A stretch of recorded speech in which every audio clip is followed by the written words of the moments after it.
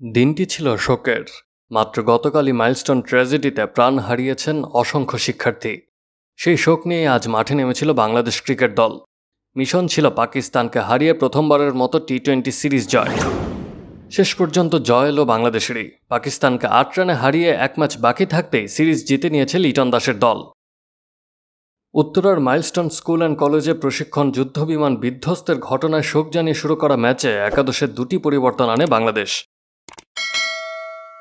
তানজিদ তামিমকে বিশ্রাম দিয়ে ওপেনিংয়ে খেলানো হয় নাইম শেখকে। শ্রীলঙ্কায় ৩ ম্যাচে টি-20 সিরিজের প্রথমটিতে জাকের আলী না থাকায় ৪-এ ব্যাটিং করে ৩০ রান করেছিলেন তিনি। এবার নিয়মিত ব্যাটিং অর্ডার ওপেনিংয়ে ফিরে ব্যর্থ হন তিনি। ৩ রান করে আউট হয়েছেন। রান পাননি দলের অধিনায়ক লিটন দাসও। ৮ রান করে আউট হয়েছেন। এরপরেই ০ রান করে রান আউট হয়ে যান তাওহিদ হৃদয়। ২৫ রানে ৩ উইকেট হারানো দলকে ভরসা দিতে পারেননি ওপেনার পারভেজ হোসেন ইমনও। তিনি ফিরে যান ১৪ বলে ১টি করে ৪ ও ছক্কায় ১৩ রান করে।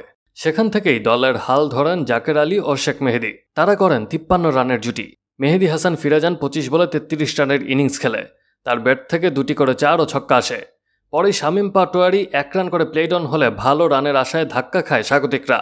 তবে জাকের আলী কিছুটা ওই ক্ষতি পূরণ করে দেন। তিনি ইনিংসের শেষ বলে ক্যাচ হওয়ার আগে ৪৮ বলে ৫৫ রানের ইনিংস খেলেন। তার ইনিংসে ছক্কা ছিল ৫টি, ৪ মেরেছেন ১টি। এছাড়া তানজিম ৭ ও রিশাদ হোসেন ৮ রান যোগ করেন। ১৩৪ রানের রান তারায় নেমে ১৫ রানেই ৫ উইকেট হারায় পাকিস্তান। ইনিংসের শেষ বলে অল আউট হওয়ার আগে স্কোরবোর্ডে বাংলাদেশের জমা করা ১৩৩ রান তখন পাহাড়। টি-20তে পাকিস্তানের সর্বনিম্ন ৭৪ রানে অল আউট হওয়ার সম্ভাবনা জেগে উঠেছিল। সেখান থেকে একজন ফাহিম আশরাফ ম্যাচটা বেরই করে নিচ্ছিলেন। শেষ পর্যন্ত ওই সংখ্যা কাটিয়ে ৮ রানের জয়ে এক ম্যাচ হাতে রেখেই সিরিজ নিশ্চিত করেছে লাল সবুজের প্রতিনিধিরা। বাংলাদেশ দলের হয়ে শরীফুল ইসলাম ১৭ রানে নিয়েছেন ৩টি উইকেট। এছাড়া মেহেদী হাসান ২৫ রানে ২টি এবং তানজিম হাসান সাকিব নিয়েছেন ২৩ রানে ২টি উইকেট।